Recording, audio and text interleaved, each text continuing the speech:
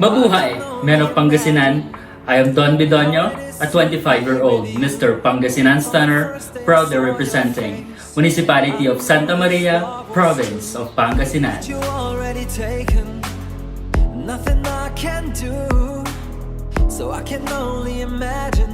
I was born in Quezon City and raised in Santa Maria, I Pangasinan. can only imagine us both loving through the night. I can only imagine us together side by side. I'm residing here at the summer capital of the Philippines, Baguio City.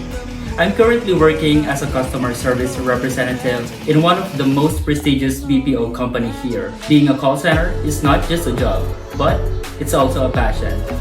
I love assisting my callers and resolving their problems is what makes me satisfied.